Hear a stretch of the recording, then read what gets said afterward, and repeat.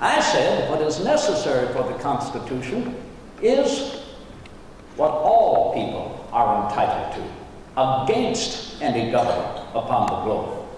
For I said what is necessary is a Bill of Rights. A Bill of Rights. Do you know that Mr. Madison wrote back to me that the rights are inferred in the Constitution? There is no need for them to be written down. And I wrote back immediately, are we to rest upon inference on such an important subject as our rights as citizens, recognizing that the government cannot exist without our approbation, the honorarium that we provide unto it in elective office?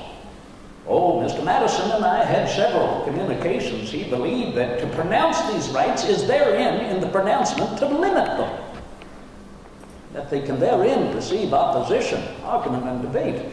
And yet, I reminded Mr. Madison that we are free in nature to declare, and therefore should declare these rights to be the inalienable rights of the family man across the globe.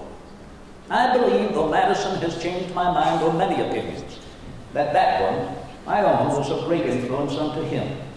And therefore, yes, as I said earlier, our Constitution is living and breathing, and it grows as we grow as a people. Now, I'm not an advocate for frequent changes in laws and institutions, but when, over time, they begin to prohibit the further growth of either man's intellect, his health, or his happiness, well, yes, they should be reviewed. And though I have written it, it is not my own statement. A revolution is a good thing every generation or so. The tree of liberty should be continually refreshed with the blood of patriots as well as of tyrants. That was Montesquieu who wrote that. And yet I hope we do not forget, though revolution in human history may imply revolt, rebellion, bloodshed, rather we should examine that over the great scheme of things, revolution is simply the revolving back to the essential elements of liberty and freedom. And that has been shown through human history to be the more successfully achieved by the stroke of a pen than ever by the stroke of a sword.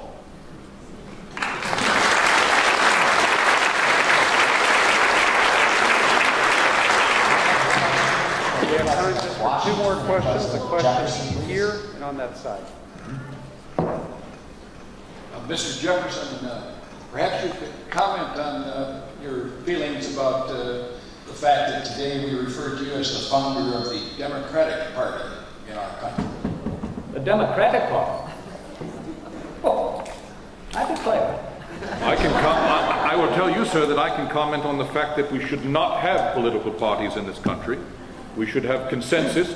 That does not mean we should not have debate and discourse. We should. But we should have consensus around the spirit of 70 and 6. I believe that political parties, as characterized by Mr. Jefferson and Mr. Hamilton in my second term, are divisive. I believe it does not bode well for this nation.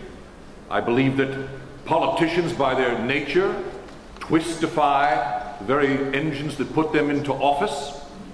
They concern themselves with their own welfare and that of their friends, and the common welfare a very distant second.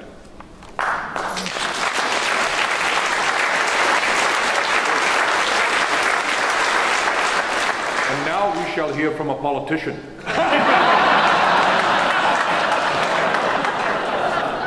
I was thinking of Mr. Roosevelt, Tommy.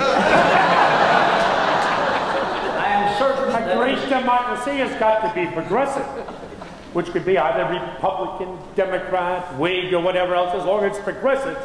For if it's not, it'll soon cease to be either great or a democracy. You were going to say, sir? He almost took the words right out of my mouth. And here I thought he was a Federalist all along.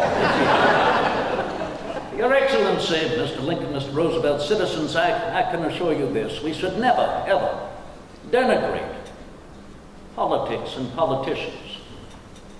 It is the lifeblood, if you will, of our effort to improve our condition and, we hope, make more efficient the methods of our government. It is an art, an ancient art, of compromise and resolution for the common good.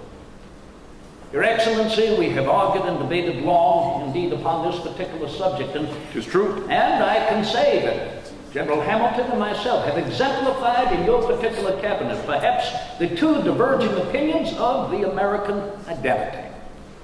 That which is wont to reflect on what has been accomplished in human history, particularly the great success of all the world's empires engaged by Great Britain herself in trade, political economy, and cooperation.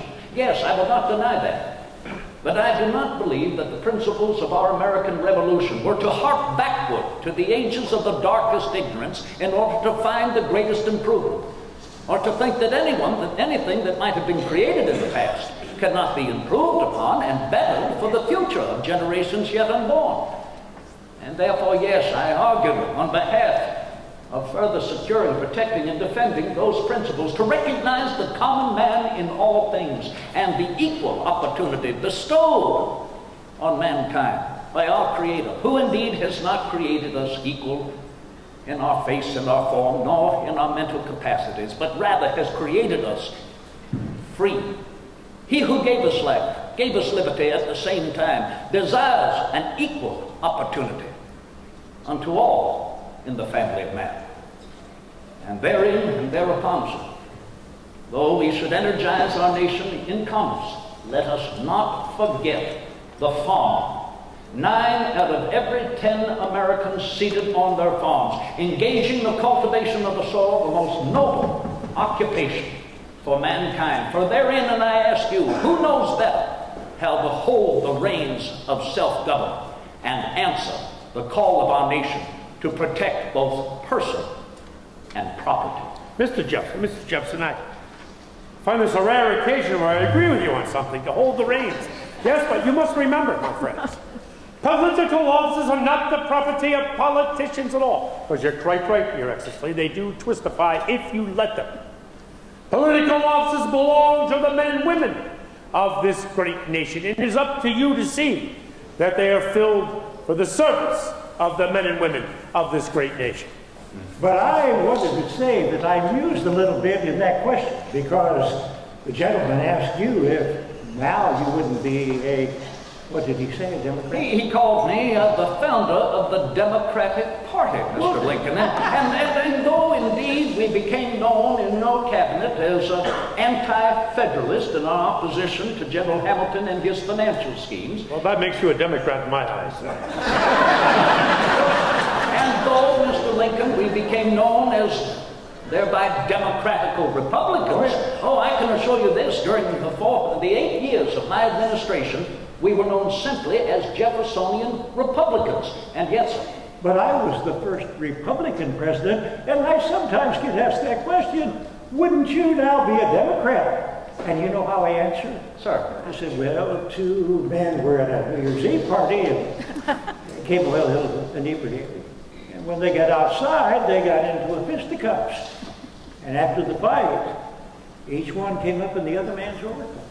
So I really don't think that people understand quite what we stood for in our respective times. We kept our own coats on. We kept our own coats, Mr. Lincoln, and that is why I've often answered, whether I be called the father of the Democratic Party, or I've heard often that you referred all honor and glory to me as a true Republican, whether we be called Republicans, whether we be called liberal or conservative, whether we be called indeed Whig or Tory, I have pronounced oft times, Your Excellency, as you know, I hope to be known, and I hope my political platform may continue to be known, simply as the spirit of '76, that we have not forgotten the principles of our American Revolution.